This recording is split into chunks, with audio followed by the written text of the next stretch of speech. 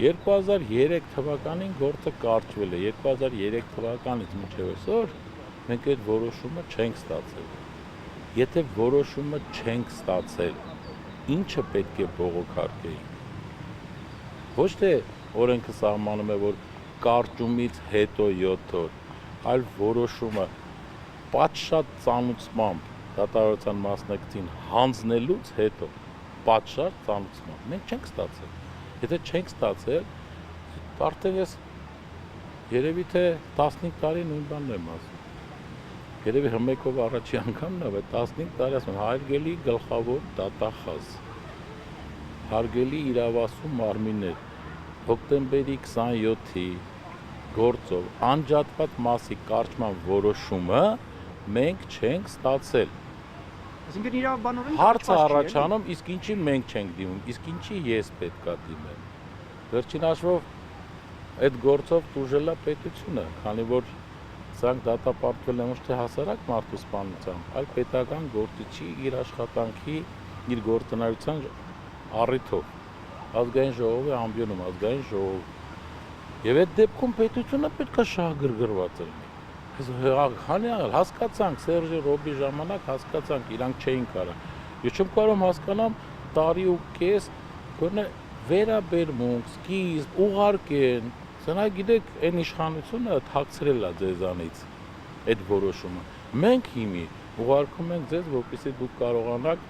ձեր դիրքորոշումը սրանով հայտնեք, բողոքարկում եք, չեք բողոքարկում։ Այս ձեզ պատասխանը իրավական հիմքերի մասին մանրամասը։ Եվ ես ամեկից, չէ,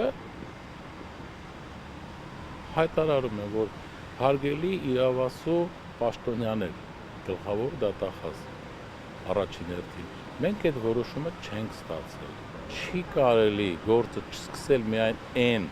ենթադրությամբ, որ այս գործը չի կարող բացահայտել։ Երևի մարտի մեկն էլ չէ, պետք է սկսեին, որ հասնեին ինչ-որ արդյունքի, չգիտեմ ինչի գազնեն, բայց ինչ-որ արդյունքի հասնում են, չէ, հարցաքննում են, շատ բաներ պարզվում դրա ընթացքում։ Հոկտեմբերի 27-ով շատ բաց տեղեր կան, շատ, ահավոր բաց տեղեր կան։ Գիտեք ոնց է, ամեն անգամ ես կարամ մի նոր բան ասեմ, բայց մենք չենք գնացել դատարան դրանց բարբաջանքները լսելու, մենք գնացել էինք դատարան գործ անելու։ Իսկ այդ աղաղակող հակասություններից օրինակներ աղաղակող հակասություններ շատ կան։ Առաջինը մենք տենց էլ չհաջողվեց հարցաքննել Սերժ Սարգսյանի դատարանում եւ Ռոբերտ Քոչարյանի։ Այդ ցուցմունքները, որ երկու էջանոց ցուցմունքներ են, երկու էջանը չի բավարարում։ Պետք է իմանայինք ինչի է ազգային անվտանգության տնօրենը հենց այդ օրը, հիշում եք ինչ օր էր, համաշխարհային բանկի ներկայացուցիչը ստեղ նախագահ վերապարի ընտրությունները, ինչն էր այդ անհրաժեշտությունը, որ ինքը գտնվում էր, եթե չեմ սխալվում, Բորադիսում։ Եվ այդ ժամանակահատվածը վերադառնալու, ինչ ժամանակահատվածում է վերադարձել։ Երկրորդը, մենք չենք կարողացել հարցաքննված, ես խոսում եմ հələ քրեական գործով հարցաքննված, չենք կարողացել հարցաքննել Ռոբերտ Քոչարյանի դատարանում, որպեսզի պարզենք այդ հանդիպման խոսակցության բովանդակությունը եւ էլի հարցեր, էլի մի քանի հարցեր, որը ես հիշում եք, ես արդեն ասել եմ, հանկարծակի որոշեցին, որ այս մասով արդեն բավական է մեղադրանքը հաստատելու համար։ Եվ մեղադրանքը հեռուստատեսություններ էր երևում, էլի, որ բավարար էլի ապացույցներ էինք ման գալի, եթե մենք չէինք գնալու այդ քայլին։ Անջատված մասով ես արել եմ միջնորդություններ, որը չեն բավարարվել են, բայց չեն կատարվել։ Այս էլ է ամենամեծ խնդիրը, այսինքն այն ինչ որ ես ասել եմ, ընդունել եմ, որ իրոք բաց թողում է, բայց չեն կատարել։ Եվ մի քանի այդպես հարցեր, օրինակ, ինչի առաջի Բաղրամյան մուտքի առաջի անցակետում հայտնվեց այն ծառայողը, այն ոստիկանը,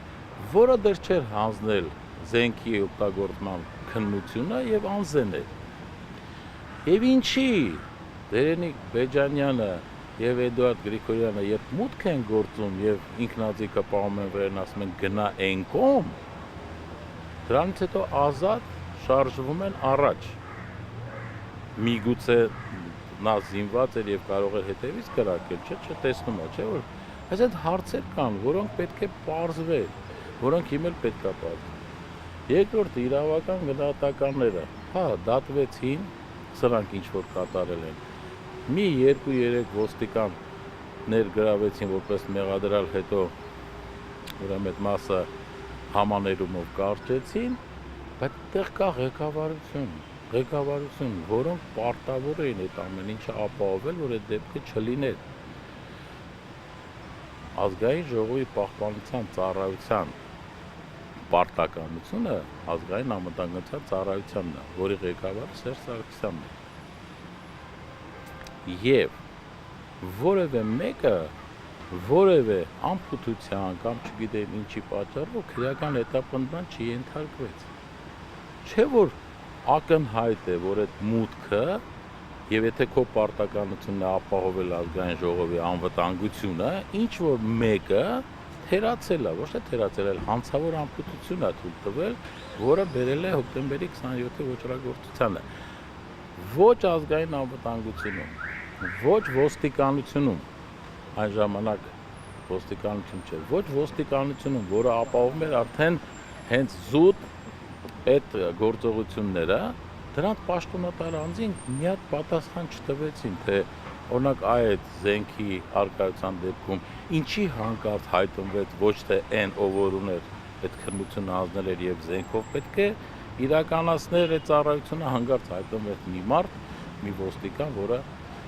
չուներ այդ զենքի կրելու իրավունքը։ Դա ես ասում եմ, գիտեք ոնց, եթե մենք սկսենք այս ամեն ինչը մանրամասնել, դա կտևի երկար ժամանակ։ Այդ երկար ժամանակը կլինի այն ժամանակ, երբ որ ես ստանամ կարճման որոշումը, ծանոթանամ եւ իմ դատողությունները արդեն գրավոր ներկայացնեմ։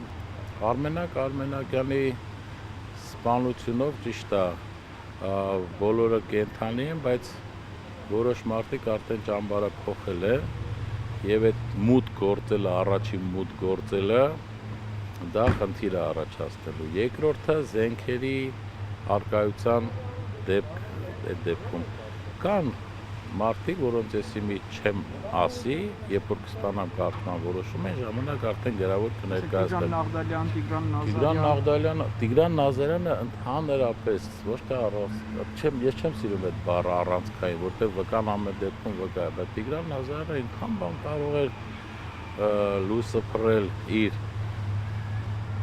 որոշակի առնչությունը որոշակի մարմինների հետ եւ նրա այդ անհասկանալի հանկարծ Միացյալ Նահանգներ հայտնվել է, որը իր համար էլ անհասկանալ էր, թե իրան խի ուղարկեցին, ոնց ուղարկեցին, ուզում էր հետ գար, չէր կարողանում։ Դա դրանք իհարկե շատ կբարդացնեն, բայց քրեական գործում կան արդեն հիմնավորված հստակ փաստական հանգամանքներ, որից կարելի է սկսել։ Ինչի գազնեն, դա արդեն խնդիր է, կախված է նրանց արհեստավարժությունից, ցանկությունից։ Բայց սկսելը միանշանակ պետք է սկսել, ես չգիտեմ ինչն են, առաջ ես հասկանում եմ, որ ռեսուրսները, դեսա, մարտի մեկը, բայց հիմա ես չգիտեմ, երևի այդ հարցը ուղղեք իր հավաջորդներին ուղիղ։